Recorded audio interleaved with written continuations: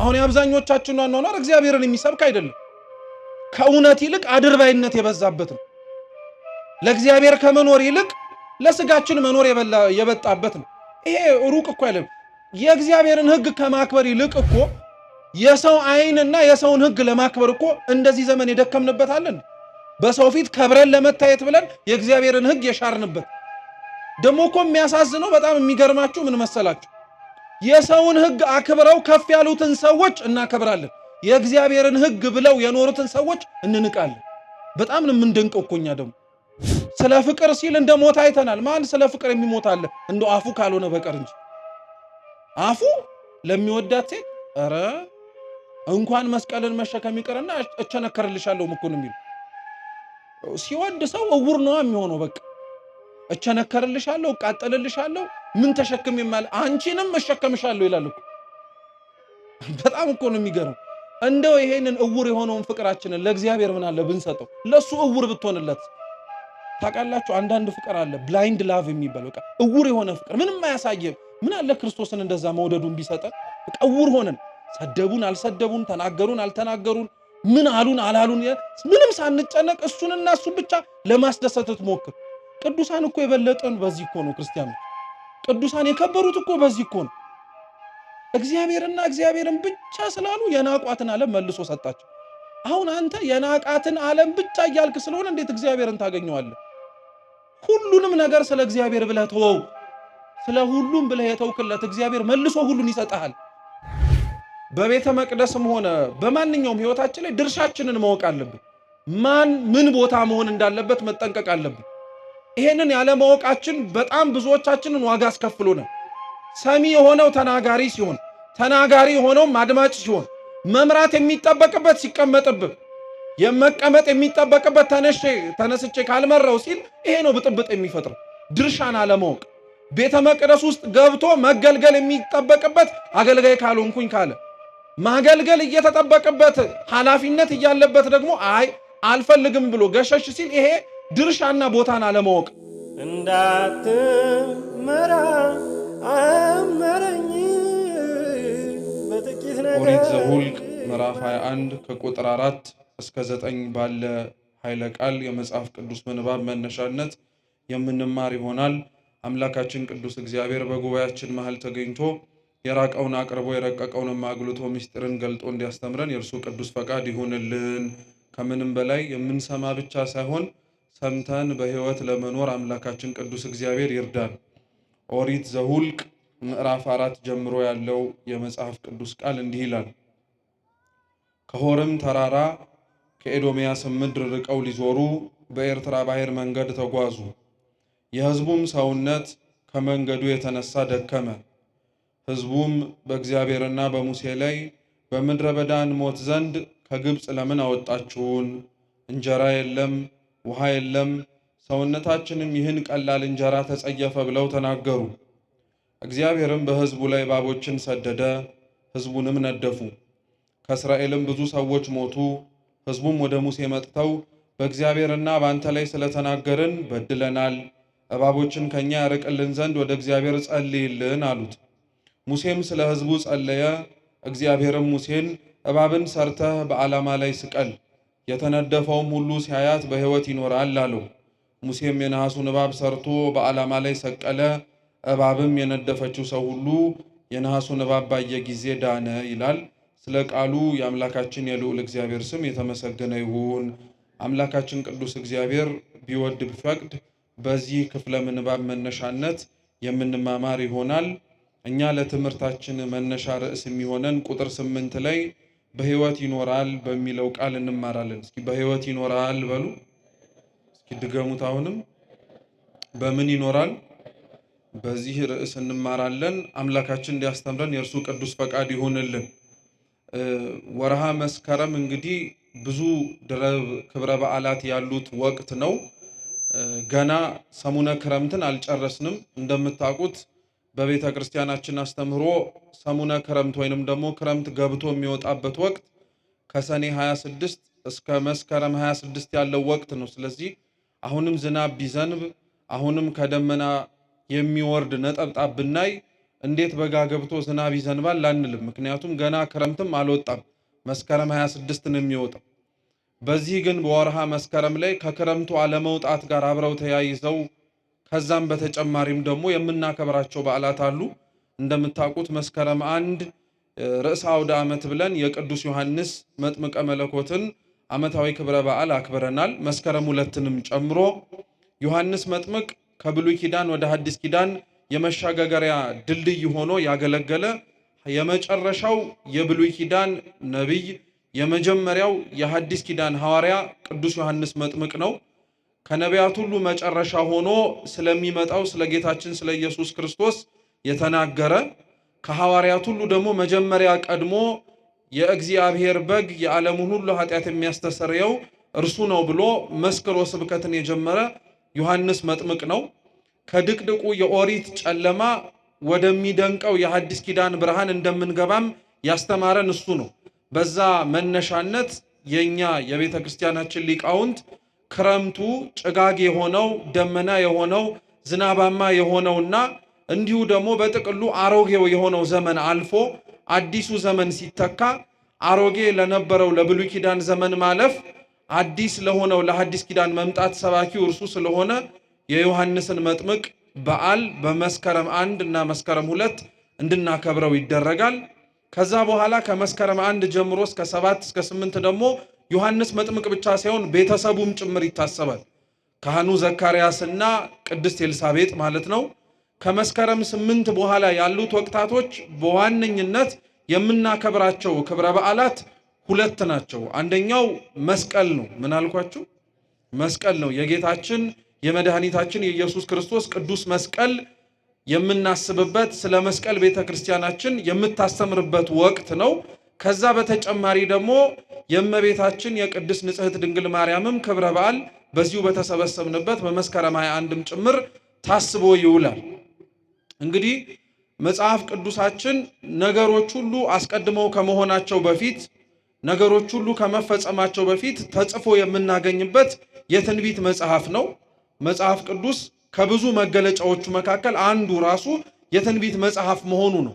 ትንቢት እንደምታውቁት ነገሮች ከመሆናቸው በፊት አስቀድሞ መናገር፣ ነገሮች ከመፈጸማቸው በፊት ይፈጸማሉ ብሎ ማወጅ ነው። መጽሐፍ ቅዱስ ከሚታወቅበት ጠባያቶቹ መካከል ደግሞ አንዱ የትንቢት መጽሐፍ ነው። ነገሮች ከመሆናቸው በፊት አስቀድሞ ይሆናሉ ተብሎ ይነገራል። ይሄ ለብሉይ ኪዳን ብቻ የሚነገር በነገራችን ላይ አይደለም። ብሉይ ኪዳን በጥቅሉ እንደ መጽሐፍ ቅዱስነት ክፍሉ የትንቢት መጽሐፍ ነው። ወደፊት ስለሚፈጸመው በሐዲስ ኪዳን አምላካችን ኢየሱስ ክርስቶስ ስለሚያደርጋቸው የድህነት ስራዎች በሙሉ አስቀድሞ የተነገሩ የትንቢት ቃላትን የምናገኘው በብሉይ ኪዳን ነው። ሐዲስ ኪዳንም ግን የትንቢት መጽሐፍ ነው። ሐዲስ ኪዳን ላይ 2 አይነት ትንቢቶች እናገኛለን። አንደኛው ጌታችን መድኃኒታችን ኢየሱስ ክርስቶስ የተናገራቸው ትንቢቶች አሉ። ራሱ አምላካችን ኢየሱስ ክርስቶስ በምድር ላይ ሲመላለስ ያስተማራቸው። ሁለተኛው ትንቢቶች ደግሞ ከክርስቶስ ዕርገት በኋላ ጌታችን የተናገራቸውን ያጸኑ፣ አምላካችን ያስተማራቸውን ትምህርቶች በዝርዝርና በስፋት በጥልቀት ደግሞ ተጽፈው የምናገኛቸው ደግሞ ትንቢቶች አሉ እና በመጽሐፍ ቅዱሳችን ታዲያ በትንቢት መነጽር ተጽፈው ከምናገኛቸው የመጽሐፍ ቅዱስ ክፍለ ምንባባትና ታሪኮች መካከል እኛ ያነሳነው ኦሪት ዘኍልቍ ላይ ተጽፎ የምናገኘው የመጀመሪያው ነው።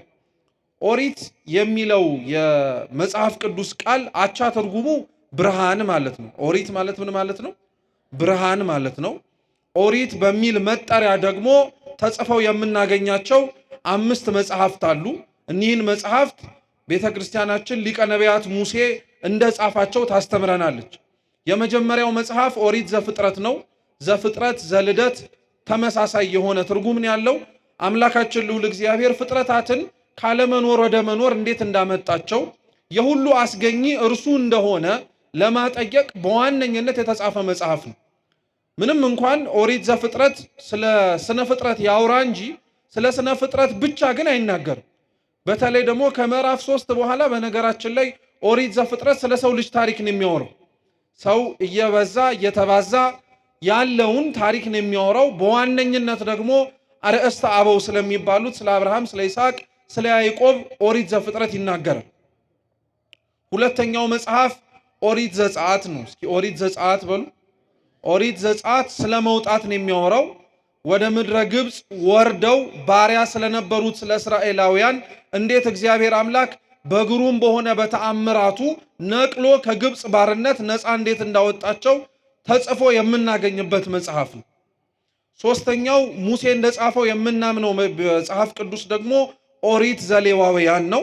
ኦሪት ዘሌዋውያን የግብፅን ባርነት ነፃ ያወጣቸውን ሕዝቡን እስራኤላውያንን ከእርሱ ጋር መገናኘት እንዲችሉ ከእርሱ ጋር ያላቸው ግንኙነትም ጭምር በንጽህናና በቅድስና መሆን እንዲችል እግዚአብሔር በኦሪት ዘሌዋውያን ላይ ስለ ምስጢረ ክህነት፣ ስለ ቤተ መቅደስ ስርዓት ያስተማረው የመጽሐፍ ቅዱስ ክፍል በኦሪቱ ጊዜ ላይ ኦሪት ዘሌዋውያን ነው።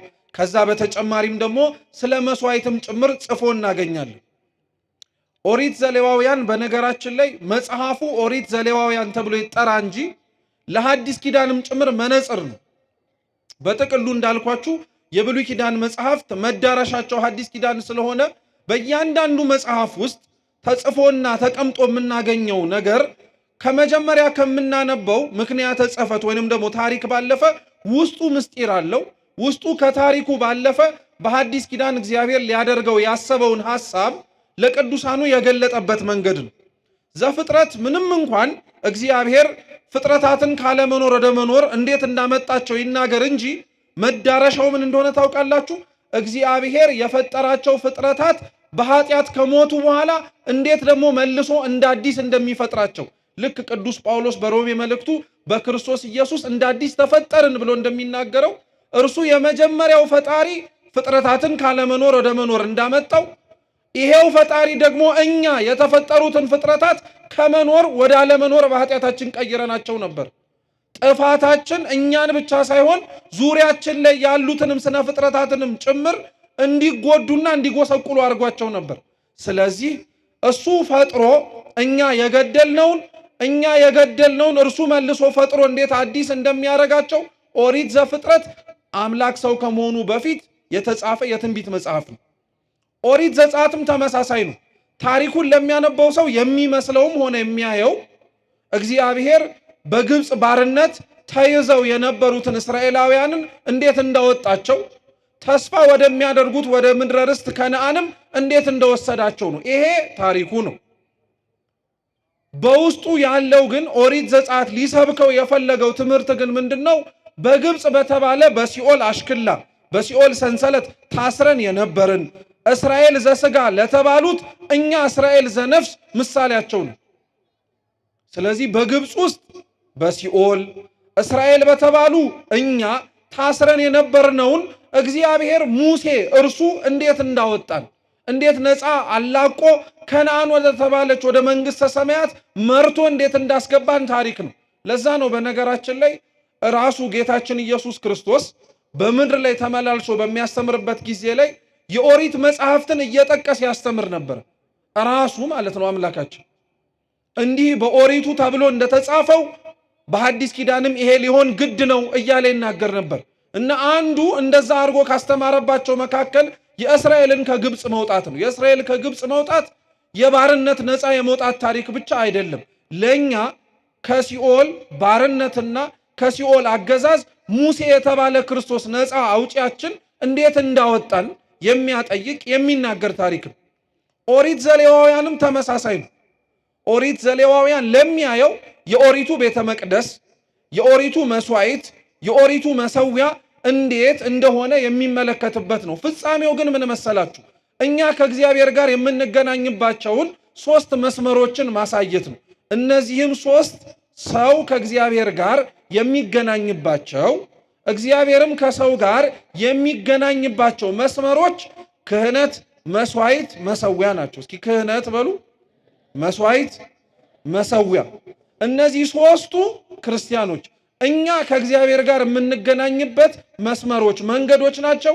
እግዚአብሔርም መልሶ ከኛ ጋር የሚገናኝበትም መንገዶች ናቸው። እነዚህ 3ቱ በኦሪት ዘሌዋውያን እግዚአብሔር ለሕዝቡ ያስፈልጋል ብሎ መስጠቱ በሐዲስ ኪዳንም አምላካችን ኢየሱስ ክርስቶስ ክህነትን ለሐዋርያት፣ መስዋዕትን ቅዱስ ሥጋውን ክቡር ደሙን ለደቀ መዛሙርቱ ለሐዋርያት፣ መሰዊያ የተባለውንም ታቦትም ጭምር እንደሚሰጥና እንደሚያጸና ማጠየቂያ ናቸው። ከኦሪት ዘሌዋውያን በኋላ ያለው መጽሐፍ ደግሞ ሙሴ እንደጻፈው አምነን የምንቀበለው ኦሪት ዘሁልቅ ነው። የመቆጠር መጽሐፍ ከግብፅ ሲወጡ እንደተቆጠሩ ከነዓንም ሲገቡ የተቆጠሩበትን መጽሐፍ ኦሪት ዘሁልቅ ነው። የመጨረሻው ኦሪት ዘዳግም ነው። ድጋሚ የተጻፈ መጽሐፍ ስለሆነ ከምድረ ግብፅ ወጥተው እስራኤላውያን ወደ ከነዓን ጉዞ ሲያረጉ ሁሉም የወጡት ሰዎች አልገቡ። እግዚአብሔር ባወቀ ከግብፅ ወጥተው ነፃነትን ለማየት ታድለው ነገር ግን የናፈቋትን ከነዓንን ያላዩ ሰዎች ነበሩ። ስለዚህ አባቶቻቸው እንዴት ባለ መንገድ እግዚአብሔር ነፃ እንዳወጣቸው እንዲታወቅ እነሱም ደግሞ ከእግዚአብሔር ጋር ያላቸውን ግንኙነት እንዳይረሱ እንደ አዲስ የተጻፈላቸው መጽሐፍ ነው ኦሪት ዘዳግም። ለዛ ነው ገልጣችሁ ስታነቡት አብዛኞቹ አራቱ መጽሐፍት ላይ የነበሩት ታሪኮች ድጋሚ ተጽፈው ታገኟቸዋላችሁ። አዲስ የሆነ ትውልድ ስለተነሳ ታሪክ እንዳይረሳ ነው። የተደረገለትን ነገር እንዳይዘነጋ እግዚአብሔር ኦሪት ዘዳግምን ድጋሚ እንዲጻፍ አድርጓል። እነዚህን አምስቱን መጽሐፍት ሊቀ ነቢያት ሙሴ እንደጻፋቸው ቤተክርስቲያናችን ታስተምራለች። እኛ ለትምህርታችን መነሻ አድርገን የመረጥነው መጽሐፍ ኦሪት ዘሁልቅ ምዕራፍ 21 ነው። ምዕራፍ 21 በነገራችን ላይ ታሪኩ እንደ ታሪክ ምዕራፍ 21 ተብሎ ተጻፈ እንጂ ቅጥያ ነው። አብሮ ተያያዥ ታሪኮች ናቸው። በተለይ ከምዕራፍ 16 ጀምሮ ያለው ታሪክ ተያያዥነት ያለው ታሪክ ነው። ምዕራፍ 16 ላይ እስራኤላውያን ገና ወደ ከነዓን ሳይገቡ በሰፈሩባቸው ቦታዎች ላይ አሳፍ፣ ቆሬ፣ ዳታን፣ አቤሮን የሚባሉ አራት ሰዎች ተነስተው በሙሴና በአሮን ላይ እንዳመፁ ተጽፎ ታሪክ እናገኛለን። እና የዛ ታሪክ ቅጥያዎች ናቸው እነዚህ አሁን የምናነባቸው ነገሮች በሙሉ። ዳታን፣ አቤሮን፣ አሳፍና ቆሬ ያጠፉት ጥፋት ምን መሰላችሁ? እነዚህ አራት ግለሰቦች ከእስራኤላውያን ቤት ተብለው ከሚጠሩት ከሮቤልና ከሌዊ ነገድ ተመርጠው የወጡ ናቸው። ጥያቄያቸው የነበረው ባጭሩ ምንድነው? ሙሴ እስራኤላውያንን ከግብፅ ባርነት አውጥቶ እዚያ አድርሷቸዋል። ስለዚህ ከዚህ በኋላ ወደ ከነዓን የመጓዙን የመምራቱን ኃላፊነት ደግሞ ከሙሴ መውረድና ሌላው ሰው መቀበል አለበት፣ ፍትሃዊ እንዲሆን ለማለት ነው። እየሰማችሁ ነው? ፍትሃዊ እንዲሆን ማለትም ሙሴ ብቻ ለምን ይመራል? ሙሴ ብቻ ለምን ኃላፊነት ወስዶ ከዚህ እስከዛ ድረስ ያለውን ጉዞ ይወስዳል? እኛም የድርሻችንን መወጣት አለብን የሚል ነው። ስንሰማው ጤናማ ይመስላል። በነገራችን ላይ እናግዝ የሚል ይመስላል አይደል? ግን ጥያቄው በውስጥ ታዋቂነት የነበረው ምንድነው? እኛ ከሙሴ በምን እናንሳለን? እኛ ከሙሴ በምን እናንሳለን? ሙሴ ማን ስለሆነ ነው አውጪም አስገቢም የሚሆነው? ስለዚህ ህዝቡን ስለሆነ የሚመራው ህዝቡ ተሰብስቦ ድምጽ በመስጠት በእኛ ቋንቋ ዴሞክራሲያዊ በምንለው መንገድ ማለት ነው ድምጽ በመስጠት ሙሴን እኛ እንድንተካው አሮንንም ጭምር እኛ እንድንተካው ያስፈልጋል አሉ። እና ይሄን ጥያቄያቸውን ለሙሴ ይዘው ሲቀርቡ ሙሴ በተቻለው አቅም መልስ ለመስጠት ሞክሯል። መልስ ለመስጠት ብቻም አይደለም ተንበርክኮም ለምኗቸዋል። እኔ ህዝቡን እንድመራ ፈቅጄ ወድጄ እያደረኩት ያለሁት ነገር እንዳይመስላችሁ፣ እግዚአብሔር ስለመረጠኝ ነው እያረኩኝ ያለሁት። በራሴ ፈቃድ እኔ ነፃ አውጪ ነኝ፣ እኔ ሁሉን ነገር ማድረግ የምችል ሰው ነኝ ብዬ አይደለም። እግዚአብሔር ግን ከምጠብቅበት ከበግ እረኝነቴ ጠርቶ ለዚህ ዓላማ መርጬሃለሁ ስላለኝ ነው።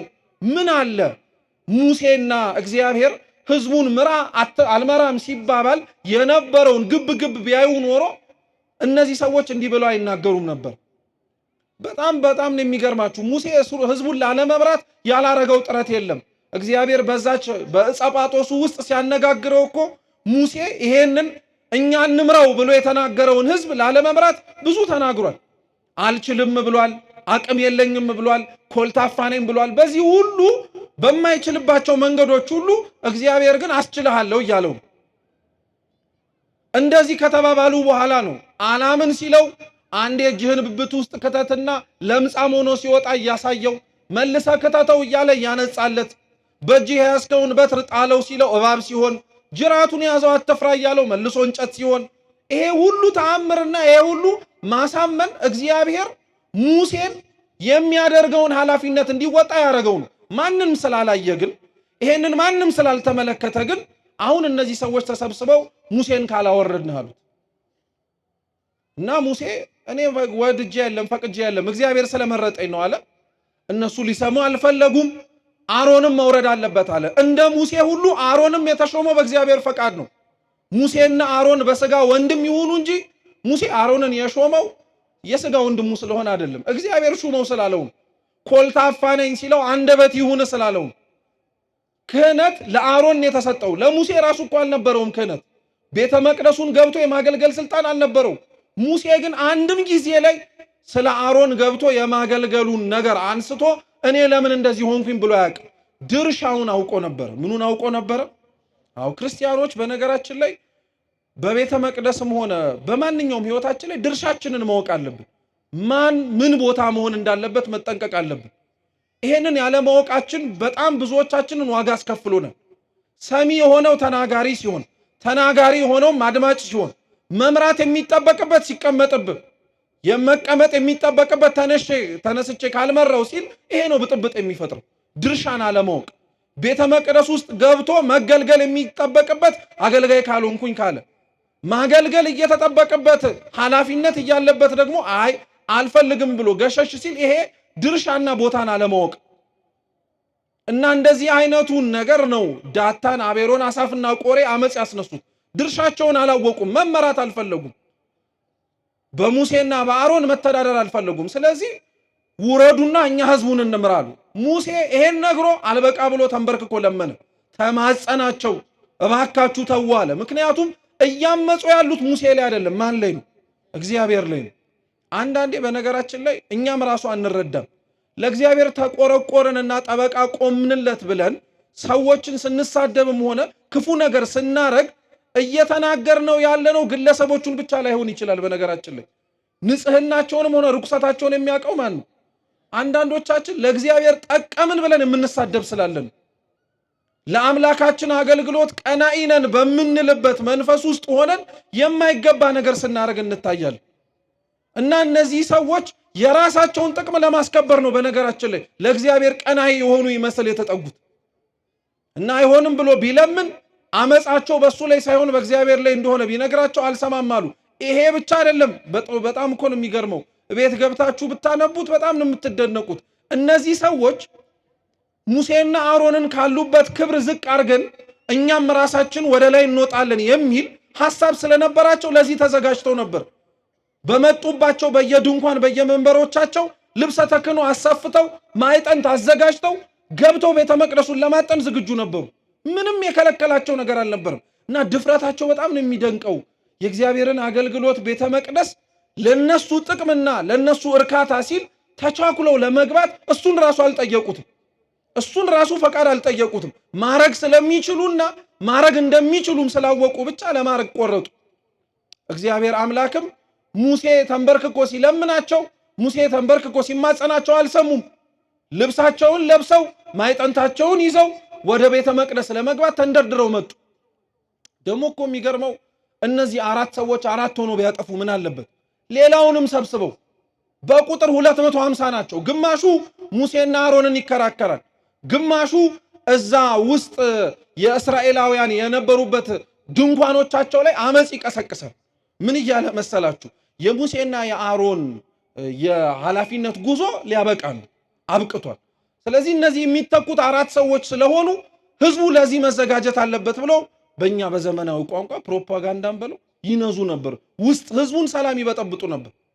እግዚአብሔር ሁለቱንም ነው ያያቸው። ቤተ መቅደሱን የደፈሩትንም ህዝቡንም ጭምር ያስደነገጡትንም ሰዎች አየ። እነዚህ ሰዎች ማዕጠንታቸውን ልብሰ ተክህኗቸውን አድርገው ሲመጡ ሙሴ ለአሮንም ነገረው፣ አንተም ልብሰ ተክህኖን አድርግና አብራችሁ አጥኑ። እግዚአብሔር እዛን ጊዜ ላይ መቅሰፍቱን ምን እንደሚያደርግ እናያለናል። የሚገርማችሁ እነዚህ ሰዎች በድፍረት ስላለን ብለው ልብሱን አጥልቀው ማዕጠንቱን ይዘው ገብተው የኦሪቱን ቤተ መቅደስ እናጥናለን ሲሉ ልብሱን ሳይነካ ማዕጠንታቸውን ሳያበላሽ የእግዚአብሔር መቅሰፍት ግን እግዚአብሔር የላከባቸው ቅጣት ግን እነሱን እንደተለበለበ ግንድ ለብልቦ አቃጥሎ መቅሰፍቱ ገደላቸው። ውጭስ ያሉትን እዛ ድንኳኖቻቸው ህዝቡን ሲያሳምጹ የነበሩትን መሬት ተሰንጥቀው አጠቻቸው። አሁን ይሄን ያልኳችሁ ለምን መሰላችሁ? እግዚአብሔር እነዚህን ሰዎች ሲቀጣቸውም ሆነ እነዚህን ሰዎች ጥፋት አጥፍተው ለጥፋታቸው አልመለስም ሲሉ ቅጣቱን ሲቀጣቸው አሰፍተው ያመጡትን ልብስና የያዙትን ጽንሃ አልነካባቸው። እነሱን ራሳቸውን የለበለባቸው። ለምን መሰላችሁ? ካሰፉት ልብስ ጋር አብሮ እሳቱ እነሱንም ልብሱንም ማይጠንቱንም ቢበላው ከመቅሰፍቱ በኋላ የተረፈው ህዝብ ለለበሱትም ልብስ እንኳን አሮንም የሚለብሰው ስለሆነ ክብር አይሰጡትም ነበር። ምን በዚህ ልብስ እንኳን አንተ ይቅርና እነሱም ራሳቸው ተቃጥለው ሞተውበት የለ እንዴ ብለው ልብሱን ያቀሉት ነበር። ስለዚህ እግዚአብሔር ለልብሱ ያለውን ክብር እንዲያውቁ ሰዎቹን እንዲቀሰፉ አደረገ። ንዋያቱ ግን እዛው ባሉበት እንዲቀመጡ አደረገ። ይሄን የነገርኳችሁ ታሪክ ለምን መሰላችሁ? ይሄ ታሪክ እግዚአብሔር ለእስራኤላውያን እና ለአምልኮቱ ጠበቃ የቆመበት ነው። ቤተ መቅደሱ እንዳይደፈር፣ የሰጣቸው አገልግሎት እንዳይበላሽ፣ እነሱም ከህዝቡ አብረው ሆነው እንዳይጠፉ እንዳይቀሰፉ እግዚአብሔር ለህዝቡ ተጠባባቂ ሆነላቸው፣ ተከላካይ ሆነላቸው። የሰጣቸውን ነፃነት እንዳያጡ ህዝቡ መጠበቅ ሲገባው እነሱ ራሱ ጠበቀላቸው። አሁን ኦሪት ዘኍልቍ ምዕራፍ 21 ላይ ስትመጡ ይሄ እግዚአብሔር የጠበቀው ይሄ እግዚአብሔር ሰላምና ጤና እንዲያገኝ ያደረገው ህዝብ ነው ደግሞ መልሶ ሲያምጽ የምታገኙት። ምን አሉ? መጽሐፋችን ሲነበብ እንደሰማችሁት ከሆርም ምድር ከኤዶምያስ ምድር ወጥተው ከሆር ወደ ኤዶምያስ ሊሄዱ ማለት ነው። እግዚአብሔር አምላክ በኤርትራ ባህር እንዲዞሩ አደረጋቸው። ሆርና ኤዶምያስ በነገራችን ላይ በካርታ ብትመለከቷቸው በቀደመው ሆርና ኤዶምያስ እንዲህ ናቸው። ወጥቶ ቀጥታ እንደ መራመድ ያክል ማለት ነው በካርታው ስትመለከቱት። የኤርትራ ባህር የሚባለው ከሆርና ከኤዶምያስ በሩቀት ያለ ነው። ምን ማለት መሰላችሁ? ከአንዱ ቦታ ወደ አንዱ ቦታ ቀጥታ መሄድ ሲችሉ እግዚአብሔር ያስኬዳቸው እንዲህ አዙሮ ነው። ከአንዱ ቦታ ወደ ሌላው ቦታ እንዲሄድ ለምን አዞራቸው? ለምን ከአንዱ ቦታ ወደ ሌላው ቦታ በቀጥታ መሄድ ሲችሉ ብዙ ውስጥ ለውስጥ እንዲሄዱ ለምን ፈለገ? ያስጓዛቸውና የወሰዳቸው ቦታ የኤርትራ ባህር ነው። የኤርትራ ባህር እና እስራኤላውያን ብዙ ታሪክ አላቸው። እግዚአብሔር ከዛ አንወጣበትም ብለው ከተጨነቁበት ከግብፅ ባርነት ነፃ አውጥቶ ሲያሻገራቸው ያሻገራቸው የምንም ባህር ከፍሎ ነው። የኤርትራን ባህር ከፍሎላቸው ነው። ደሞ እኮ መክፈል ብቻ አይደለም፣ እንደው ለአረፍተ ነገሩ ማሳጠር መክፈል አለው እንጂ እኮ እግዚአብሔርማ እንዴት አድርጎ አንቀባሮ እኮ ነው ያሻገራቸው። አንወጣበትም ያሉት ባህሩን መክፈል አንድ ነገር ነው። ውሃው እንዳይደረመስባቸው እንደ ግድግዳ እኮ አቁሞላቸው እንዳይፈሩ ማለት ነው። እሱ ይደንቀሃል እንዴ? የተሻገሩበት መሬት ውሃ እኮ ሲነካው የኖረ መሬት ነው። ጭቃ አይሆንም አድርቆላቸው ሲሮጡ አዳልጧቸው እንዳይጎዱ ብሎ እግዚአብሔር ሲያሻግርህ እንዲህ ነው። አልወጣበትም ካልከው ከግብፅ አሽከላ ነፃ ሲያወጣ መንገዱንም ጭምር አስተካክሎልህ ነው። ውሃውን እንደ ግንብ አቁሞ መሬቱን አድርቆላቸው እንዳይፈሩ ደግሞ ጽናትና ብርታትን ሰጥቷቸው። እንዴ እስኪ እናንተ አስቡት፣ አገራችን ላይ እንኳን ያለ ወንዝ የምታውቁት የመጣንበትም ሊሆን ይችላል፣ በየአካባቢያችን ያለውም ጭምር እኩል መሃል ለመሃል ተከፍሎ እንደ ግንብ እንደ ግድግዳ ቆሞ እስኪ ተሻገሩ ብንባል እንሻገራለን? እንኳን ውሃው ተከፍሎ ይቀርና እኮ ውሃው ላይ የተሰራውን ድልድይ እንኳን እኮ እንጠራጠራለን። እኛ ቢፈርስስ እንላለን። ተበጥሶ ውሃ ውስጥ ብገባስ ብለን እንደናገጣለን። እግዚአብሔር ለህዝቡ ግን ያደረገው ባህሩን ከፍሎ መሬቱን አድርቆ ድፍረትም ሰጥቷቸው እንዳይፈሩ እንዳይሳቀቁ እነሱ እየሮጡ አመለጡ። ጠላቶቻቸው ግን እነሱን ለማግኘትና ለመግደል ሲሮጡ ግን የገቡበትን አላወቁም። እነሱን ህሊናቸውን አብርቶ ድፍረት ሰጥቶ ጠላቶቻቸውን ድፍረት የሚመስል ነገር ግን አይነ ልቡናቸውን ዘግቶባቸው እየገቡበት ያለው እኮ ባህር መሆኑን ሳያውቁት ቀርተው ነው እንዴ? ግብፃውያን እኮ እስራኤላውያንን ለመግደል ባህሩ ውስጥ አብረው ገብተዋል። ነገር ግን አብረው ሲገቡ ሊደረመስ ይችላል የሚል እንኳን ጥርጣሬ አልነበራቸው። በፍጹም አይነ ልቡናቸው ታውሮ ነበር። ድፍረት እንዲህ ነው። በነገራችን ላይ የግብፃውያን ድፍረት በነገራችን ላይ አሁን እኛ ያለን ድፍረት ነው። እኛ በጣም ደፋሮች እኮ ነው። ደፋር ስትሆን በነገራችን ላይ ወይም ጀግና ስትሆን በጣም ጥንቃቄ ያስፈልጋል። እግዚአብሔር ጀግና ሲያረግህ፣ እግዚአብሔር ደፋር ሲያደርግህ ሰይፉን ስለቱን ሊመጣ የሚችለውን ነገር በሙሉ መቋቋም እንድትችል የሚያደርግ። ሰይጣን ደፋር ሲያረግህ ጀግና ሲያረግህ ግን ሞኝ ነው የሚያደርግ። ሊያጠፋህ እንደሚችል እያወቀ ሊገልህ እንደሚችል እየተረዳ እንኳን ከእግዚአብሔር ሊያርቅ የሚሆነውን ነገር በሙሉ እንዳታስተውል አይነ ልቡናህን የሚያውር ከእንዲህ አይነቱ ድፍረት እግዚአብሔር ይሰውርን። የአብዛኞቻችን ከእግዚአብሔር ግንኙነታችን ውስጥ ያለው ድፍረት እንዲህ አይነቱ ድፍረት የቀረብን እየመሰልን እየራቅን፣ የጠቀምን እየመሰልን ግን እየጎዳን፣ ያገለገልን እየመሰልን ነገር ግን እያፈረስን፣ እንዲህ አይነቱ ድፍረት ደግሞ አለብን እኛም ደግሞ እና ግብፃውያንን በእንዲህ አይነቱ መንገድ አስገባቸው። እነሱን አሻገረ። የከፈለላቸው በሙሴ በትር ላይ አድሮ ግድግዳውን ባህሩን እንደ ግድግዳ ያቆመላቸው እግዚአብሔር መልሰው ምተዋልና ጠላቶቻቸውን አጠፋላቸው። ኮቴያቸውም የለም። ሲመለከቱ ያዩት ነገር ቢኖር ሬሳ ነው። እግዚአብሔር የኤርትራን ባህር እና እስራኤላውያንን ሲያስተዋውቃቸው እንዲህ ያደረጋቸው ከፍሎ አሻግሮ ጠላቶቻቸውን አጥፍቶ እነሱን በፍጹም እምነት ተማምነው እንዲወጡ የትላንትና ታሪካቸውን እንዲዘነጉ አርጎን ያሻገራቸው። አሁን እግዚአብሔር ከአንዱ ቦታ ከሆር ወደ ኤዶሚያስ ምድር እንዲሄዱ ሲል በኤርትራ ባህር እንዲዞሩ አረጋቸው። ለምን? የእግዚአብሔርን ውለታ እንዲያስታውሱት እኮ ነው። እግዚአብሔር ያረገላቸውን ነገር እንዳይዘነጉት እያልኳቸው ያለሁት ምዕራፍ 16 ላይ አሁን ያነበብነው ኦሪት ዘኍልቍ ላይ የእግዚአብሔር ቤተ መቅደስ ሲደፈር ጠበቃ ሆኖ ራሱ እግዚአብሔር ወዳጆቹ ሙሴና አሮን ነው ያንን ቤተ መቅደስን ያንን የኦሪቱን ድንኳን ያንን ሥርዓተ አምልኮ እንዲጠበቁ ያደረጉት። ይሄንን ውለታ እግዚአብሔር ለሕዝቡ ውሎላቸዋል። እነሱን ውጡና ሙቱልኝ አላላቸው። እነሱን ተጋደሉልኝ፣ ዳታንን፣ አቤሮንን፣ አሳፍን፣ ቆሬን አብረዋቸው የነበሩትን 200 ሰዎችን 250 ሰዎችን እርም አብሏቸው ዋጋ አስከፍሏቸው አላለም። መጀመሪያ እግዚአብሔር ነው ሃይማኖትን የጠበቀው። ከዛ በኋላ ነው ሕዝቡን እንዲጠብቁ የነገራቸው። በነገራችን ላይ ክርስቲያኖች ሃይማኖትን መጀመሪያ መጠበቅን ያሳየን ራሱ ክርስቶስ። ክርስቶስ የሰጠንን ሃይማኖት ጠብቆልን፣ ክርስቶስ የሰበከልንን ሃይማኖት ግራ እንዳንጋባ እንዳንወዛወዝና ከአንዱ ወደ አንዱ እንዳንሄድ እሱ ራሱ ጠብቆልናል። አምላካችን እኮ ወርዶ በነበረበትና በመሬት ላይ ሲዘዋወርና ሲያስተምር በነበረበት ወቅት 3ቱን ዓመት በደንብ ትኩረት ሰጥቶ ያስተማረው በደንብ ትኩረት ሰጥቶ የሰበከው ነገር ቢኖር ሃይማኖትን በደንብ አድርጎ ግራ እንዳንጋባ እንዳንንቀጠቀጥ ከአንዱ ወደ አንዱ እንዳንሄድ በደንብ አድርጎ አስጠንቅቆን ያስተማረን። ሃይማኖትን መጠበቅ ከማን ተማራችሁ ብንባል ከክርስቶስ የተማርነው እኛ። ለእውነት መኖር ከማን ተማራችሁ ከተባልን ከክርስቶስ ነው። ሲጀመር ክርስቶስ ራሱ የሞተው ለምንድን ነው? ለእውነት እኮ ነው የሞተው። ለእውነት እኮ ነው ራሱን አሳልፎ የሰጠው። ለእውነት እኮ ነው መስቀል ላይ የተሰቀለው። ሃይማኖትን መጠበቅ ከሱ ተምረናል።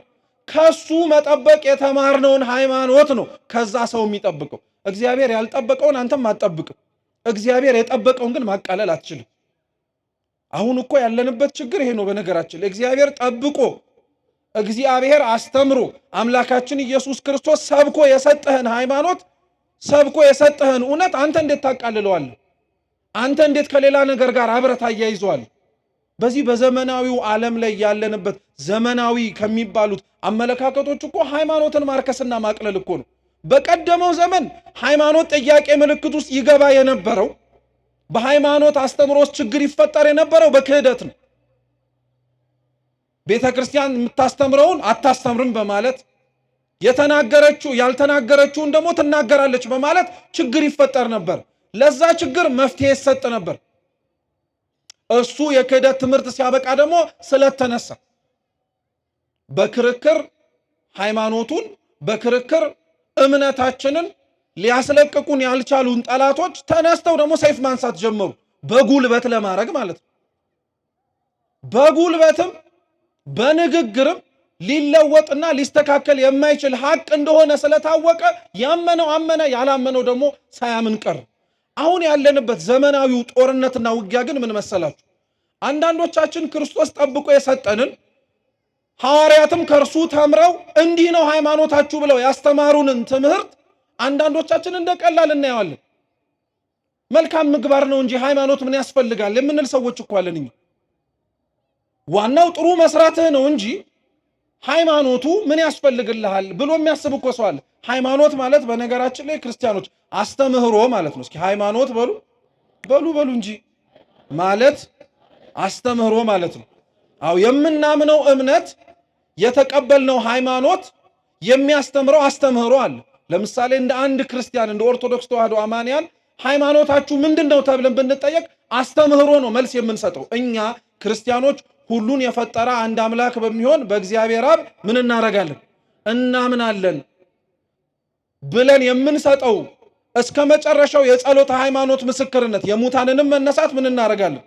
ይሄ ሃይማኖት ነው፣ ምስክርነት ነው። ይሄ ምስክርነት ነው። አሁን የመጣብን ችግር አሁን እየታየብን ያለው ፈተና ግን ምንድነው? አስተምህሮ አያስፈልግም፣ አስተምህሮ ምንም አያደርግም፣ ዋናው ደግ ማድረግ ነው ብሎ የሚያስብ ሰው ተነሳብን። መልካም ማድረግ ጥሩ ነው። መልካም ላረክበትና መልካም ለምታደርግበት ነገር ግን የምታረግበትን ምክንያት አለማወቅ ግን በጣም ይለያያል። በጣም አደገኛም ነው ጭምር። በነገራችን ላይ ክህደት ነው እሱ ራሱ። ይሄ ብቻ ደግሞ ብሎ አያበቃም። ሌሎች ደግሞ አሉ በውጭ ሆነው የሚናገሩ እዚህም ውስጥም ሆነንም ጭምር ትንሽ ጭላንጭሉ የሚታየብን አንጠፋም። ሁሉም ትክክል ነው የሚል ሰው የለም። ሰምታችሁ አታውቁ? ሁሉም እኮ ትክክል ነው፣ ሁሉም መርቶ የሚወስደው ወደ ማን ነው? ወደ እግዚአብሔር ነው ብሎም የሚያስብ እኮ ሰው አለ። ሁሉም እንዴት ትክክል ሊሆን ይችላል? እንደው አመክንዮአዊ በሆነ አስተሳሰብ እኮ ብናስበው ራሱ እንዴት ሁሉም ልክ ሊሆን ይችላል? እኔ እኮ በጣም የሚገርመኝ ነገር ምን መሰላችሁ? ይሄንን የተቀበልነውንና እውነት ነው ብለን ሁሉም ነገር የምናራምደውን አንድ እምነት ለሌላ ነገር እንደማናረገው ታውቃላችሁ? ምሳሌ ልስጣችሁ። ሁላችሁም አነሰም በዛም ሁላችንም በመማር በማስተማር ሂደት ውስጥ አልፈናል። ፈተና ላይ ተቀመጣችሁ ልበላችሁ። የፈተና ጥያቄዎች እንደምታውቁት ወይ ምርጫ ነው ወይ ዳሽሙላ ነው። እየሰማችሁ ነው? ወይ ምርጫ ነው ወይ ዳሽሙላ ነው። አለበለዚያ ደግሞ ተንትን ጻፍ ነው። አሊያ ደግሞ እውነት ወይስ ምን በል ነው። መልሱ እንጂ። እሺ ጥሩ። አሁን እናንተ 10 ጥያቄ ደርድሮላችሁ መምህሩ እውነት ወይስ ሐሰት በሉን የሚላችሁ ወይስ ከፈለክ እውነትም በለው ከፈለክም ሐሰትም በለው ነው የሚል እንዴ? ታስቡበታላችሁ እንዴ? እንደዛ ያለን መምህር ሰምተን አናውቅም። ወይ እውነት ትላለህ ወይ ምን ትላለህ? ሐሰት ትላለህ። ሁሉንም እውነት ማለት አትችልም ብትል አንተ እውነት ነው ያልከው ሊኖር ይችላል፣ ግን ሐሰት የሚኖር ነገር አይጠፋም? ይጠፋል። ሁሉንም ሐሰትም ማለት አትችልም ምን ሊኖር ስለሚችል። ይሄንን አመክንዮ ለምንድን ነው ለሃይማኖት ሲሆን ግን ማንቀበለው? ሁሉም ሃይማኖት ልክ ነው፣ ሁሉም እኮ እውነታ አለው እንላለን። ሁሉም እውነት ሊሆን አይችልም። ሁሉም እውነታ ሊኖረው አይችልም። ቢሆን ኖሮ ለምን ሐዋርያት ወጥተው መስበክ አስተማር አስፈለጋቸው? ቢሆን ኖሮ ለምን ክርስቶስስ ወጣችሁ እኔ ያስተማርኳችሁን ትምህርት እያስተማራችሁ በአብ በወልድ በመንፈስ ቅዱስም አጥምቁ ማለት ለምን አስፈለገው? ሁሉም እውነት ከሆነ ለምን ይደክማሉ? ሁሉም እውነት ከሆነ እሱስ ለምን ይደክማል? 3 ዓመት ለምን ማስተማር አስፈለገው? ለምን ሰዎች የሰው ልጅ ማን ይሉታል ብሎ መጠየቅ ለምን አስፈለገው? ያሉትን ይበሉት የሚሉትን ይበሉ፣ ዋናው ሁሉም እውነት ነው አላለም። ግን አሁን የመጣብን ፈተና ይሄ ነው። ሁሉንም ሃይማኖቶች እውነት ነው ብለን እንድንቀበል በፍጹም አይሆንም።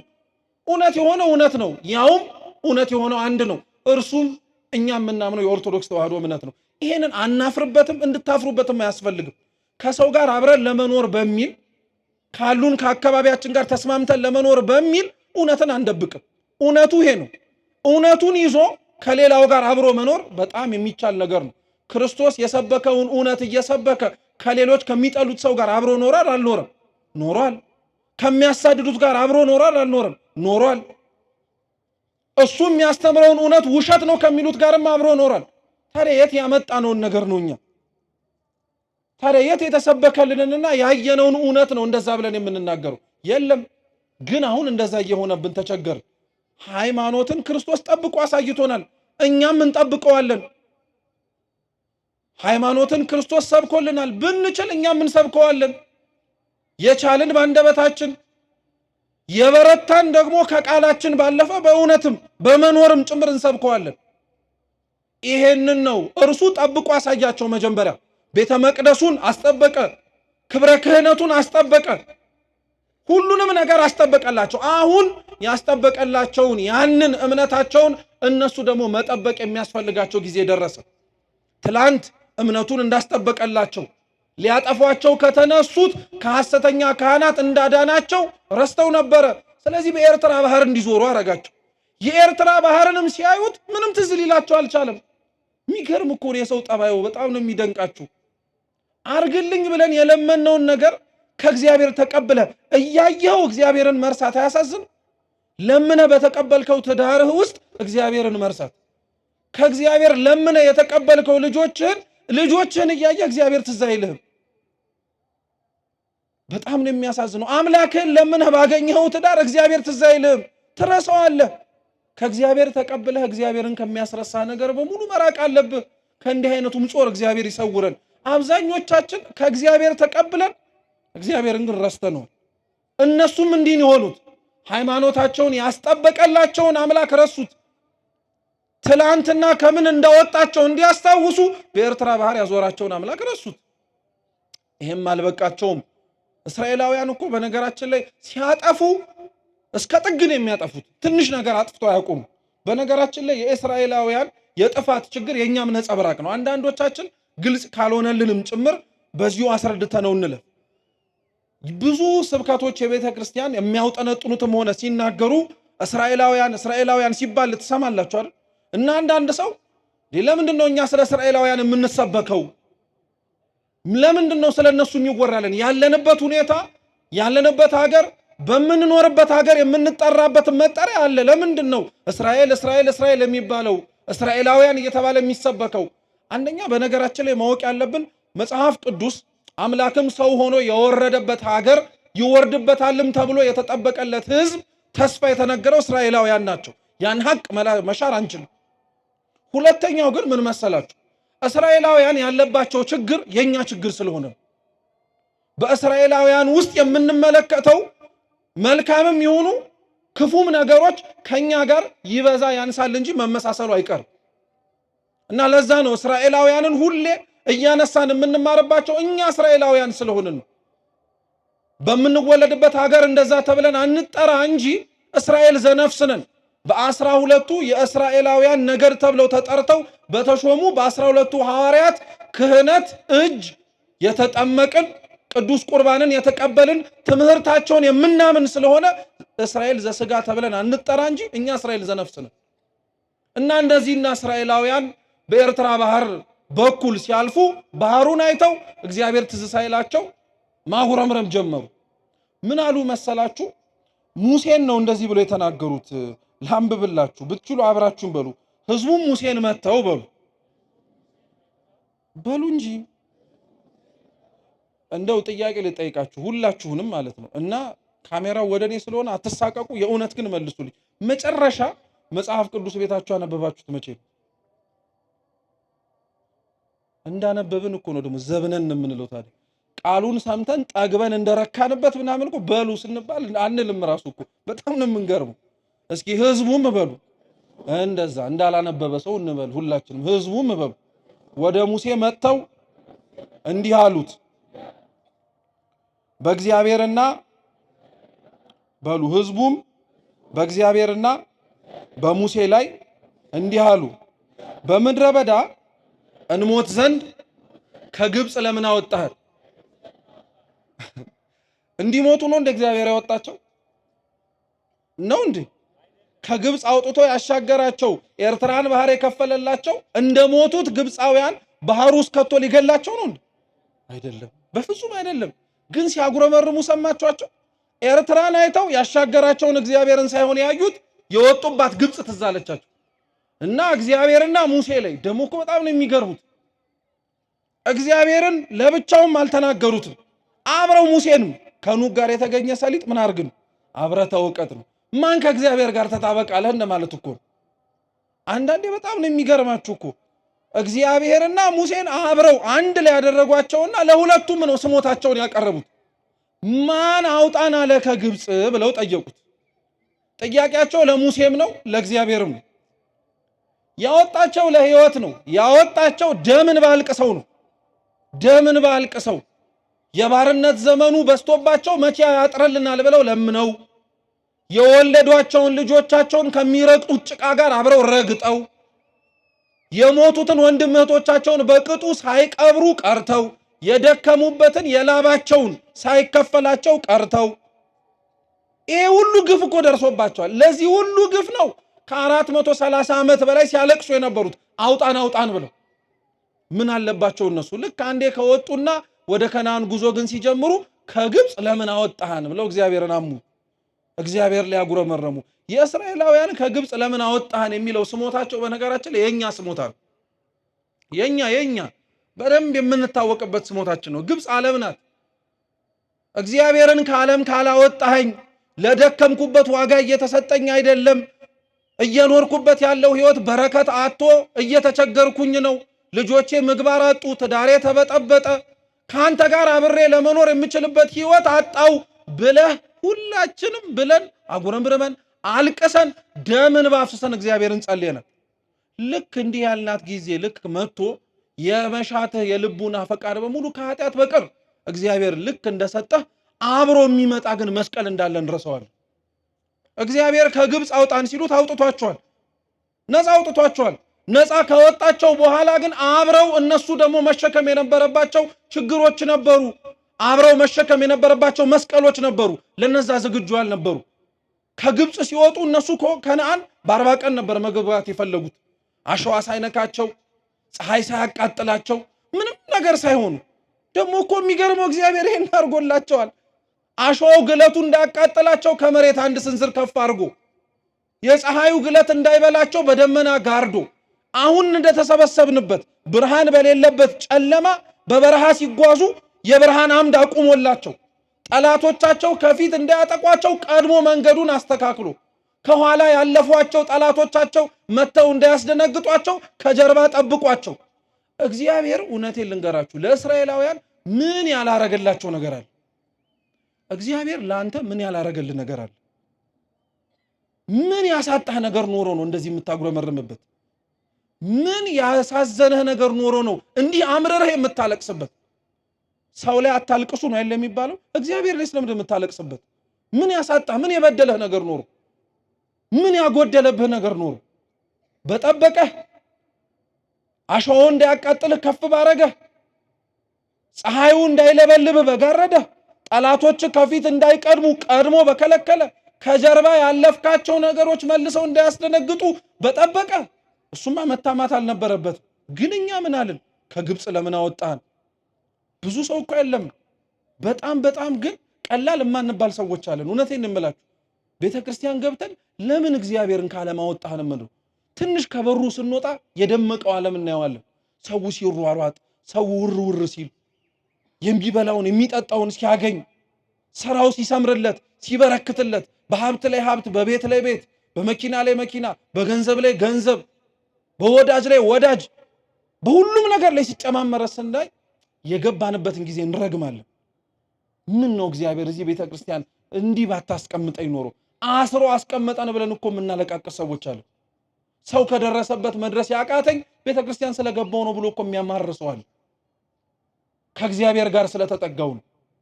እና እውነተኛ ከግብፅ ለምን አወጣህን ብለው ካጉረመረሙት ከእስራኤላውያን እንብስ እንጂ እናንሳለን እንዴ? ለምን አስገባህን ብለን እኮ ጠይቀነዋል እግዚአብሔር። ያስገባህን ቤተክርስቲያን እንዲህ እንድቸገር ነው? እንዲህ መከራ እንዲበዛብኝ ነው? አንተን ብዬ ብጠጋ ዓለም ከምትፈትነኝ በላይ እንድፈተን ፈልገህ ነው ብለን ማን ያልተናገራል? አብዛኞቻችን እንዲህ ብለን እግዚአብሔርን ተናግረነዋል። ከግብፅ ለምን አወጣህን አሉ። እንደዛ ብለው እኮ ደግሞ አላቆሙ። እኔ በጣም ነው የሚገርማት። እንጀራ የለም በሉ እንጀራ የለም በሉ፣ ውሃ የለም ግን እንጀራ የለም። እውነት ለመናገር ውሃ የለም። ሊያውም እንጀራ እንዳይመስላችሁ እኮ የሰጣቸው እንጀራ። እነሱማ እንደዛ ብለው እኮ አላቆሙም። ራሱ እንጀራ የለም ውሃ የለም አሉና ሰውነታችንን ይህንን እስኪ ሰውነታችንን በሉ እንደው በማርያም በሉ ሰውነታችንን ይህንን ቀላል እንጀራ ተጸየፈ። እግዚአብሔር የሰጣቸውን እኮ ነው ቀላል እንጀራ ብለው የጠሩት። እስኪ እንደው ወንዶች እናንተን ልጠይቃችሁ፣ እቤቶች ያሉ እህቶቻችሁ ሚስቶቻችሁ ሊሆኑ ይችላሉ። መቼም የእንጀራ ጉዳይ ነውና ቤት ገብታ በኋቃዋን ከፍታ ሊጧን ምናምን ስታቦካ ስታሰፋ አይደለም የሚባለው? ስታሰፋ እንጀራ ታያለ እና ሙያው ቀላል መስሎ እንጀራ ለጋግር ነው ምናምን ስትሉ ይሄ እኮ ቀላል ነው ታካብጃለሽ ያልክበት ጊዜ አልነበረ አለ። አብዛኞቻችሁ ሙያውን ስናይ ያን ያክል አይከብድም። ግን ልክ እንደ ከበሮ ነው በነገራችን ላይ እንጀራ ከበሮ ሲይዙት ያምር ሲይዙት ግን ሲያዩት ያምር ሲይዙት ያደናግር ይባላል። እንጀራም ሲያዩት በጣም ቀላል ክብ መስራት ነው። ልክ ግን እንካጋግር ስትባል ግን ብጭርቅ የሚልብህ አንተው ራስህ ነው። እና ስታየው ስለቀለለብህ ቀላል እንጀራ ነው የሚመስል አይደል? ጋግራ ስታወጣው ስትበላው ቀላል እንጀራ ነው። እግዚአብሔር ለህዝቡ በጣም ነው የሚገርማችሁ ከሰማይ ስለሚያወርድላቸው ስለማይጋግሩ ማለት ነው። ስለማይደክሙ ስለማይዘሩ ስለማያጭዱ ጎተራ ስለማይሞሉ ቀላል ሆነባቸው። አንተ በነገራችን ላይ ሳክ እንጂ ላንተም እኮ እግዚአብሔር የሰጠህ ያልደከምክበት እንጀራ ቀሎብሃል። ምንም አላደከምህማ። እና እግዚአብሔር የሰጣቸውን ቀላል እንጀራ ብለው ተናገሩና ቀላል እንጀራ አሉት አሳነሱት። ደግሞ የለም ብለው ተናገሩ። ውሸታቸው ደግሞ እንጀራ የለም አሉ። እንዴ የት ነው እንጀራ ያጡት? ሊያውም የወረደላቸው የሰማይ እንጀራ እኮ ነው በልተው የሚጠግቡበት። ይሄ ብቻ አይደለም። አለቃ ኪዳነ ወልድ ክፍሌ ስለሚወርድላቸው መና ሲናገሩ ልክ እንደ ድንብላል ቅጠል ነው ይላሉ። እና ሲበሉት ይጠግባሉ። ደግሞ መጥገብ አይደለም እንደ አምሮታቸው ጣዕሙ ራሱ አለ።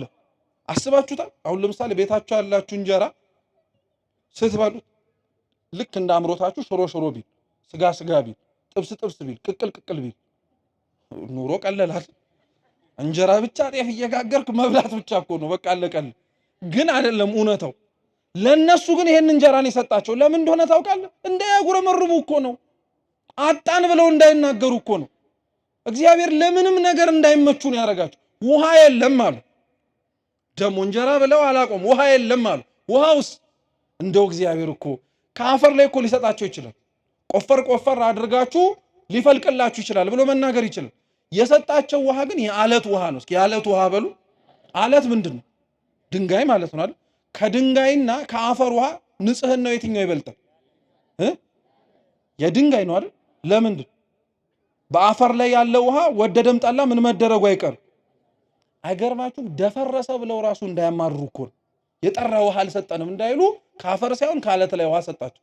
የአለት ውሃ እየጠጡ ከሰማይ የወረደ መና እየበሉ እንጀራ የለም ውሃ የለም አሉ። ከሰማይ የወረደ የጌታን ስጋ እየበላ ከጎኑ የተቀዳ ደሙን እየጠጣ ቁርባን የለም ብለህ ስታወራ አታፍርም? ቤተ መቅደሱ እንደተዘጋብህ መቼ ነው የምንቆርበው እያልክ እየቻልክ ሳትከለከል እንደዛ ብለህ ስትናገር አያሸማቅቅም? ታዲያ ከኛ በላይ እንደዚህ ብሎ እግዚአብሔርን ያመው ማን አለ? እንጀራ የለም ውሃ የለም ሰውነታችን ይሄንን ቀላል እንጀራ ተጸየፈ አለ። ይሰማል እግዚአብሔር፣ ያዳምጣል በደንብ አድርጎ። ያልሆነ ሆነ እየተባለ እየተነገረ ነው። ከዛ በኋላ ሲነበብ እንደሰማችሁት ህዝቡ ላይ እግዚአብሔር አምላክ ተናዳፊ እባብ ሰደደበት። ዋጋው እንዲገባው የበላኸው እንጀራ የጠጣኸው ውሃ ቀላል ብለህም ያረከስከው ነገር ዋጋው እንዲገባ እስኪ አተኸው ተመልከተዋል። እንጀራውን አልወሰደውም፣ ውሃውን አልወሰደውም፣ ግን እንጀራውንና ውሃውን የሚበሉበትን ጤናቸውን ወሰዱ። እባብ መርዛማ ነው። እየሄደ እየነደፋቸው በሽተኛ ሆኑ። ሁሉም ታመሙ። ሲያጉረመርም የነበረው ሰው በሙሉ አሁን ያጉረመረመበትን እግዚአብሔር አድነኝ ማለት ጀመረ። እስራኤላውያን ችግራቸው ምን ነበረ መሰላችሁ? ወደ መፍትሄው ከመሄዳችን በፊት ማለት ነው።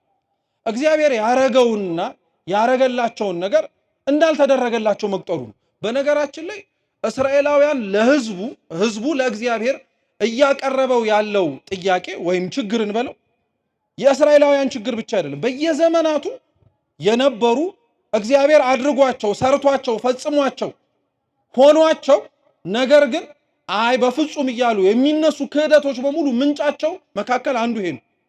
በሃይማኖት ላይ በሚነሱ በማንኛውም አይነት ዘርፍ ማለት ነው የሚነሱ ጥያቄዎች ወይም ክህደቶች ምንጫቸው ምንድን ነው ብላችሁ ብትጠይቁ የመጀመሪያው ይሄ ነው። የመጀመሪያው አንደኛው የምናገኘው ይሄ ነው። ምን ብትሉ የሆነውን እንዳልሆነ መናገር። እንጀራውን ቀላል ነው ማለት የተሰጠህን የለም ማለት። በቤተ ክርስቲያን ታሪክ ላይ እኮ በሃይማኖት ሳይጎል እንደ እንጀራ ጠግበው እንደ ውሃ ጠጥተው የረኩበትን ምስጢር የለም ብለው አምተው ተናግረው ከሃይማኖት የወጡ አሉ። አንድ ስለዚህ እንጀራ ያርቃል ማለት ነው። ውሃ ያርቃል ማለት ነው። ሐሰት ያስወጣል። አንድ ሁለተኛው ሰው ከሃይማኖት እንዴት ይወጣል መሰላችሁ? ሰው ከሃይማኖት የሚወጣው ደግሞ ድሎት ሲፈልግ ነው፣ ምቾት ሲፈልግ ነው። ጠባቧ መንገድ እያለ ጌታችን ኢየሱስ ክርስቶስ በራሱ አንደበት በነቢያቱም አንደበት ይናገራል። የምንመላለስባት መንገድ ጠባብ መንገድ ናት። ምሳሌ ልስጣችሁ። የቤተ ክርስቲያኑን ቅጥር ግቢ በር ይሄ ከጀርባችን ያለው ሰፊ ነው። ስለዚህ እንደፈለክ ትወጣለህ ትገባለህ። በጣም ወፈርክ ቢባልም ይሄን ያክል በር ልትወፍር አትችልም። በፍጹም ሊሆን አይችልም።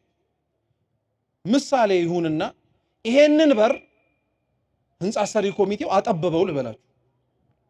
ከዛ በኋላ ግባ ቢልህ ያለህ አማራጭ ምንድነው? ወፍራም ከሆንክ ምን ማድረግ አለብህ? ምን ደርምሳው አትገባ ምን ማድረግ አለብህ?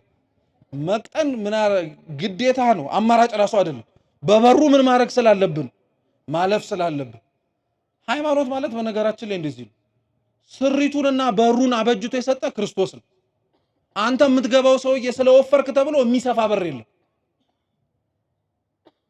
አንተ ስለወፈርክ ተብሎ ተደርምሶ ለአንተ አዲስ የሆነ በር አይበጅም። ሃይማኖት ስንት ናት?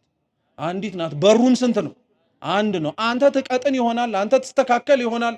አንተ ለተዘጋጀውና ለተሰራው በር ለማለፍ ምቹ ልትሆን ትችላለህ እንጂ ለአንተ አልተስማማም ተብሎ የሚፈርስ የለም። ግን በየዘመናቱ ከሃይማኖት የወጡ ሰዎች የወጡት በምን ምክንያት ነው? በድሎት በቀጭኑ ጠባቡ መንገድ መመላለስ ስላልፈለጉ ወፋፍራም መንገድ መፈለግ ጀመሩ፣ አጡ። ስለዚህ ምን አረጉ? በሩን አይንዱት፣ በእነሱ መሰረትነት ላይ ታነጸ አይደለም። በሩን አያፈርሱት፣ እነሱ ያበጁት አይደለም። በሩን የሰራው መሰረቱን የጣለው ክርስቶስ ነው። ከሱ ጋር ምንም ማድረግ ስለማይችሉ የራሳቸውን መሰረትና በር መጣል ጀመሩ። ከጠባቡ መንገድ ወደ ሰፊው መንገድ የገቡ በዚህ አሉ፣ በጥጋባቸው። ሌላው ሰው ከሃይማኖት የሚወጣው ደግሞ በምን መሰላችሁ? በድርቀት ነው። እስኪ ድርቀት በሉ። ድርቀት ምን እንደሆነ ታውቃላችሁ? አንደኛው ድርቀት ማለት የልምላሜ ማጣት ነው አይደለ? ወይም ይሄ የወዝ ማጣት መራቆት ምንድነው ይባላል። ሴቶች አሁን ለምሳሌ ጸጉራቸውን ቅባት ካልተቀቡ ቆዳዬ ምን አረገ ይላሉ። ባትቀቡም እኮ ይቀላል እኮ ጥያቄ ነው የምንጠይቃችሁ። ቆዳዬ ምን አረገ ይላሉ። ምን ሲያፈሱበት ደግሞ ይረሰርሳል። ቅባት ሲፈስበት ይረሰርሳል። ድርቀት ማለት እንዲህ አይነቱ ልላችሁ አይደለም። አንዳንዱ ድርቀት የነፍስ ድርቀት ያለበት ሰው አለ። ሰው ከሃይማኖት የሚወጣው የነፍሱን ልምላሜ ሊያሰጠው የሚችል ስጋውን ግን ሊያደርቀው የሚችለውን የተጋድሎ ህይወት ጠልቶ ጌታችን ኢየሱስ ክርስቶስ በወንጌል ያለው ትዝ ይላችኋል። ሁለት አይን እያለው ሰው ወደ ገሃነመ እሳት ከሚገባ ይልቅ አንድ አይን ኖሮት ወዴት ቢትገባ ይቀላል። ጥሩ።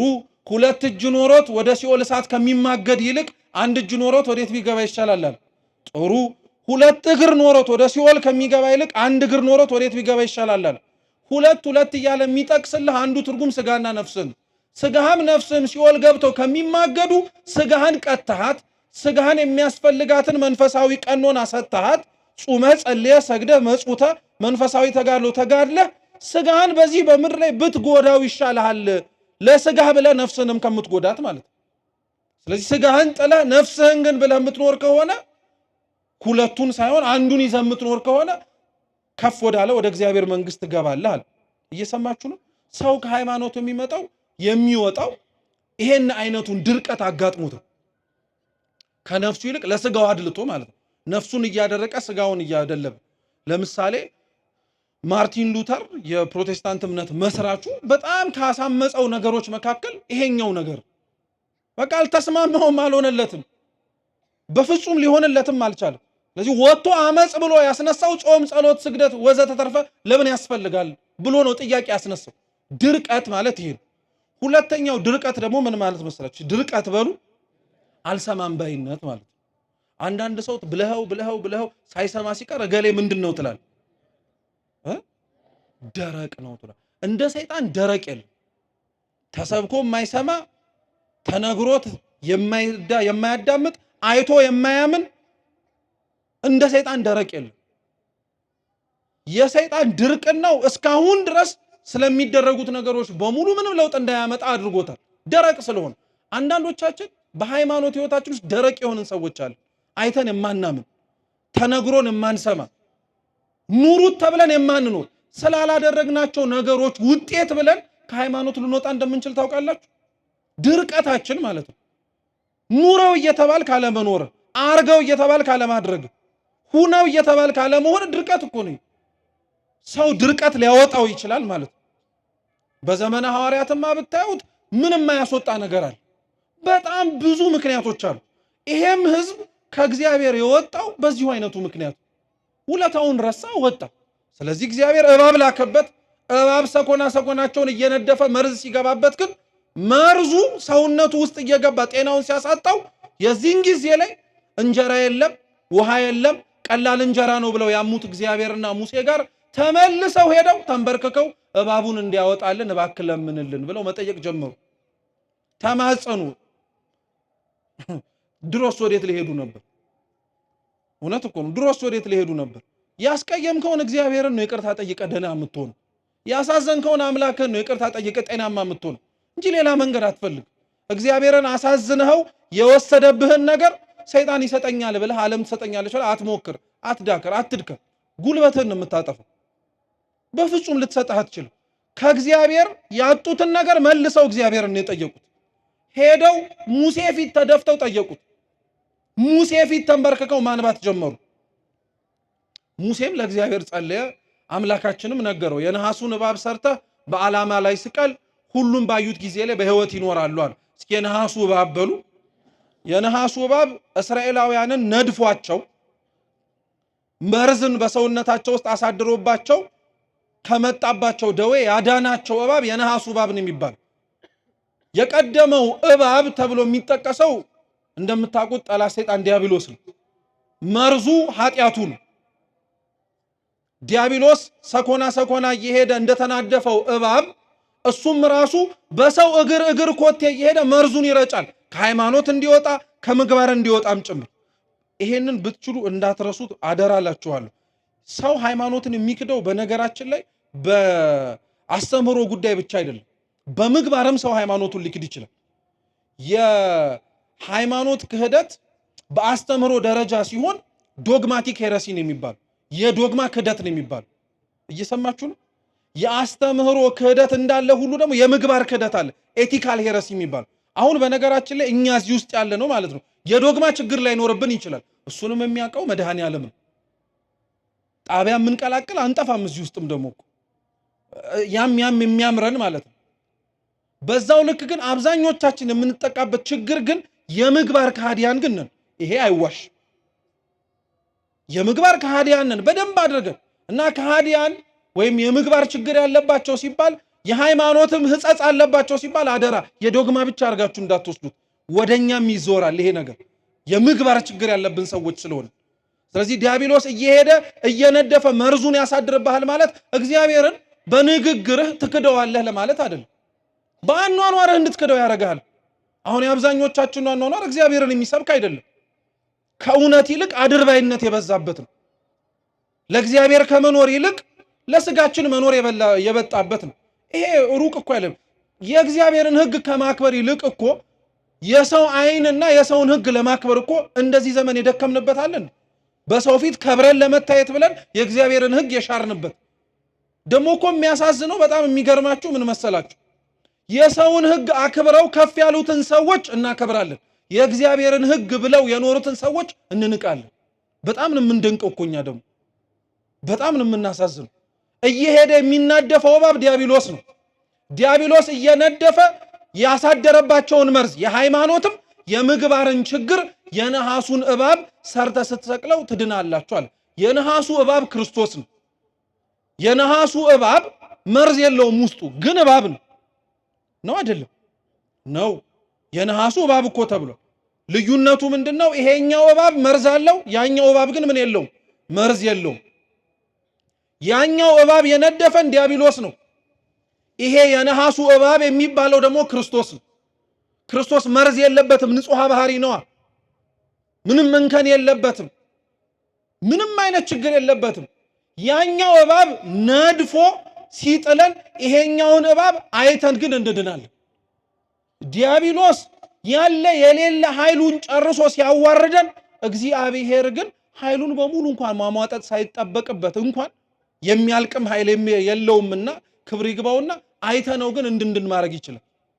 ይሄው የነሐሱን እባብ በዓላማ ላይ ስቀለውና የነሐሱን እባብ ሲመለከቱ ይድናሉ አለ። ይሄን የነሐሱን እባብ ግን በነገራችን ላይ እኛ አይደለንም። የነሐሱ እባብ ክርስቶስ ነው ያለው፣ ራሱ ጌታችን ነው። የዮሐንስ ወንጌል ምዕራፍ 3 ቁጥር 14 ላይ ሙሴ በምድረ በዳ የነሐሱን እባብ እንደሰቀለው ሁሉ የሰው ልጅ የተባለ ጌታችን ኢየሱስ ክርስቶስም ሊሰቀል ይገባዋል አለ። ክርስቶስ ራሱን ነው የነሐሱ እባብ ነኝ አለ። አሁን የሚገርማችሁ ነገር ምን መሰላችሁ?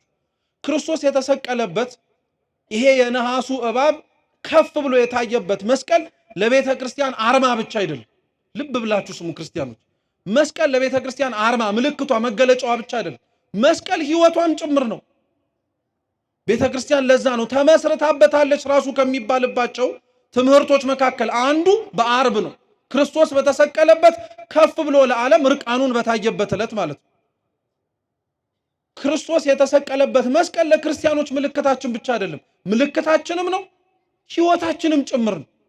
ለዛ ነው እኮ አምላካችን በወንጌል ላይ ማንም የኔ ሊሆን ከኔም ጋር አብሮ ሊኖርና ሊከተለኝ የሚወድ ካለ ምኑን ተከትሎ ይከተለኛል? መስቀሉን ተከትሎ መስቀሉን ተሸክሞ። ይሄ ማለት መስቀሉ ራሱን ተሸክሞ ይከተለኝ ማለት ነው አይደለም። መስቀሉን ተሸክመ ተከተለኝ ማለት በመስቀሉ ላይ የተሰበከልህ ያየኸው የተማርከው ነገር አለ። ምን እውነት፣ ምን ፍቅር፣ ምን ይቅርባይነት፣ ምን ደምን ለእውነት ማፍሰስ፣ ምን ለበደሉ ዝቅ ብለህ መጸለይ፣ ምን ለእግዚአብሔር ብለህ እርቃንህን መታየት፣ ምን ብዙ ጠላቶች ጥቂት ወዳጆች እንዳሉ አይተሃል። ይሄንን ሁሉ ይዘህ ተከተለኛል። ይሄ ማን የማይከብደዋል? በዚህ ዓለም ሁሉም መወደድ ነው እንጂ ማን መጠላት የሚፈልጋል? ተጠልተን ያደርንባቸው እኮ ምሽቶች እያለቀስን ለምን ጠሉኝ ያለበት ነው። ሰው ሲጠላህ እንዲህ ከተንገበገብክ እግዚአብሔርም ሊያዝንብህ እንደሚችል ተንገብግበህ መቼ ነው ያለቀስከው? መቼ ነው ያነባኸው? በመስቀል ግን ያየነው እሱ ነው። ብዙዎች ጠልተውት ነበር፣ ጥቂቶች ክርስቶስን ወደውታል። እርሱ ለበደሉት ይቅርታ ሲለምን ሲጠይቅ ምህረት ሲያሰጥ አይተናል በደንብ። መስቀልህን ተሸክመ ተከተለኝ ማለት ይቅርታ ይዘህ ተከተለኝ። ስለ ፍቅር ሲል እንደ ሞት አይተናል። ማን ስለ ፍቅር የሚሞት አለ? እንደ አፉ ካልሆነ በቀር እንጂ አፉ ለሚወዳት ሴት ኧረ እንኳን መስቀልን መሸከም ይቅርና እቸነከርልሻለሁ እኮ ነው የሚለው።